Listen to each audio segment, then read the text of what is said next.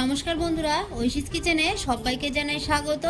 প্রতিদিনের মতো আজও আমি একটা নতুন রেসিপি নিয়ে চলে এসেছি। আজ আমি দেখাবো পটলের দোরমা। কথা দিচ্ছি, আপনারা এইভাবে যদি বাড়িতে পটলের দোরমা বানান তাহলে একটা পুরো ভেতর থেকে বাইরে বেরিয়ে যাবে না, আর এর স্বাদ হবে সব থেকে সেরা। আপনারা তো অনেকভাবেই পটলের দোরমা খেয়েছেন, একবার আমার মতো বাড়িতে বানিয়ে খাবেন, তারপর আমাকে কমেন্ট করে জানাবেন আপনাদের কেমন লাগলো। রেসিপিটি খুবই সহজ, তবে খেতে অসাধারণ লাগে। বাড়িতে একবার হলেও বানাবেন। প্রথমেই দেখুন, আমি একটা থালা বা প্লেট নিয়েছি। এখানে পটলের গায়ের খোসাগুলো আমি হালকা ছুলে নিয়েছি। তারপর একটা চামচ দিয়ে দেখুন পটলের ভেতরের অংশগুলো বার করে নেব। দুই মাথা অল্প করে কেটে নিয়েছি। যে সাইডটা দিয়ে পটলের ভেতরের অংশ বার করব সেটা একটু বড় করে কেটে নিয়েছি, আর এই পাশটা খুবই সামান্য কেটে নিয়েছি যাতে পটলের পুরটা বাইরে বেরিয়ে না আসে। আপনারা সেইভাবেই কাটবেন। চামচের পেছনের দিকটা দিয়ে এইভাবে ঘুরিয়ে ঘুরিয়ে বার করে নেবেন, তাহলে খুব সহজভাবে পটলের ভেতরের দানা শাঁস সব বেরিয়ে আসবে। দেখুন একইভাবে সবগুলো আমি বার করে নিয়েছি। তারপর দেখুন এখানে 300 গ্রাম চিংড়ি মাছ আমি খুব ভালো করে খোসা ছাড়িয়ে ধুয়ে রেখেছি। তারপর গ্যাসে কড়া বসিয়ে দিয়ে সর্ষের তেল দিয়েছি। তেলটা গরম হলে এর মধ্যে আমি দিয়ে দিলাম খুবই সামান্য হলুদ গুঁড়ো, দিয়ে দেব কেটে রাখা পটল। আপনারা এইভাবে একবার বাড়িতে বানান, খুব সহজভাবে কোনো ঝামেলা ছাড়াই চিংড়ি মাছ দিয়ে পটলের দোরমা বাড়িতে বানাতে পারবেন। দিয়ে দিলাম অল্প লবণ। ভালো করে নেড়ে পটলটাকে ভেজে নেব। হাই ফ্লেমেই পটলটাকে আমি ভেজে নেব। দেখুন পটলের সবগুলো ভাজা হয়ে গেছে। যেগুলো আগে ভাজা হয়ে গেছে সেই পটলগুলোকে আমি আগে বেছে বেছে তুলে নেব।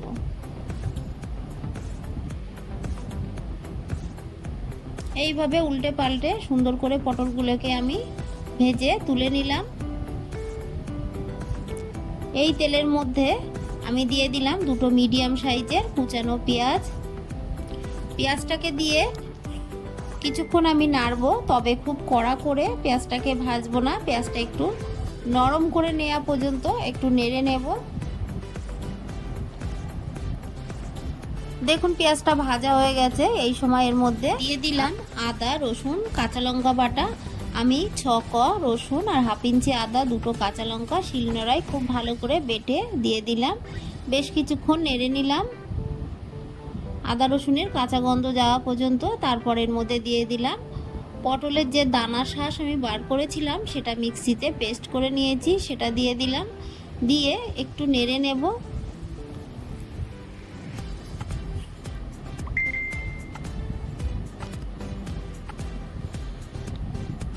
বেশ কিছুক্ষণ এইভাবে আমি নেড়ে নিয়েছি। তারপর দেখুন এখানে দিয়ে দেব চিংড়ি মাছ। আমি চিংড়ি মাছটাকে মিক্সিতে পেস্ট করে নিয়েছি। আপনাদের যাদের বাড়িতে মিক্সি নেই তারা শিলনোড়ায় করে নেবেন। একটু নেড়ে নিয়ে দেখুন এখানে আছে লবণ, হলুদ, জিরে গুঁড়ো, লাল লঙ্কার গুঁড়ো আর আছে ধনে গুঁড়ো।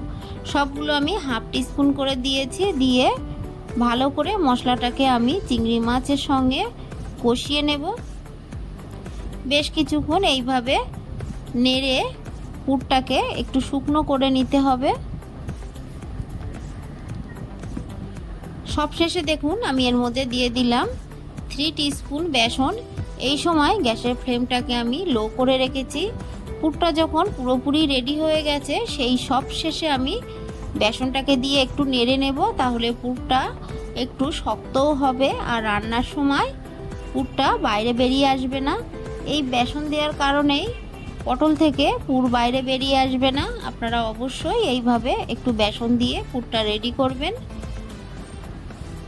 আপনারা চাইলে অ্যারারুটও দিতে পারেন, সেক্ষেত্রে 1 টিস্পুন অ্যারারুট দিলেই হবে। এরপর দেখুন আমি যে ভেজে রেখেছিলাম পটল, একটা করে পটল নেব আর এর মধ্যে আলতো হাতে পুরগুলো আঙুলের সাহায্যে ভরে দেব। আপনারা চাইলে চামচ দিয়েও ভরতে পারেন, আমি হাত দিয়ে ভরছি, এটা বেশি সহজ, তাড়াতাড়ি ভরা যায়।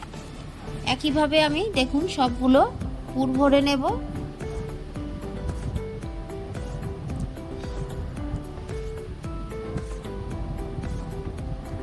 খুব সহজভাবেই হাত দিয়ে পুরটাকে আমি ভরে নিলাম।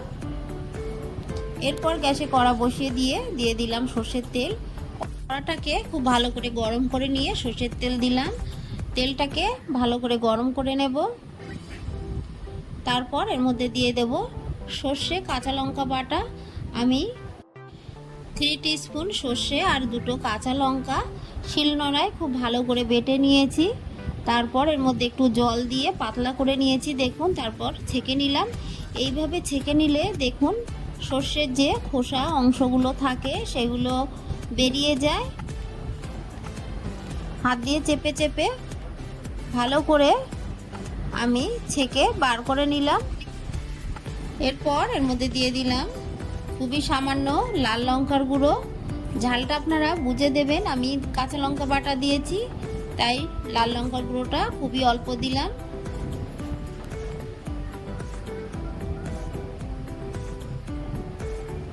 দিয়ে দিলাম একটু হলুদ গুঁড়ো, দিয়ে ভালো করে মিশিয়ে নেব। সর্ষে বাটার সময় আমি লবণ দিয়ে সর্ষেটাকে বেটেছি, তাহলে তেতো লাগবে না, তাই আমি এখন লবণ দেব না। লবণটা চেখে যদি পরে লাগে তাহলে পরে দেব। ফুটে উঠলে আমি দিয়ে দিলাম পটলগুলো।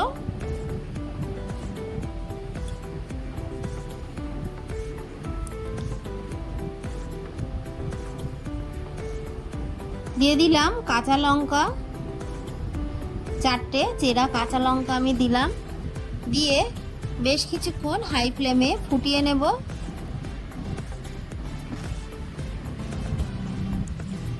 আপনারা বাড়িতে এইভাবে একবার পটলের দোরমা বানাবেন, দেখবেন পুরগুলো বেরিয়ে যাবে না আর খেতে হবে অপূর্ব।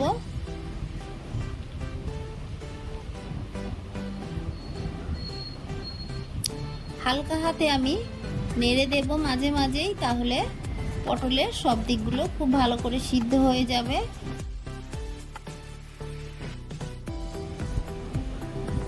লো টু মিডিয়াম ফ্লেমে আমি আরও একটু ফুটিয়ে নেব।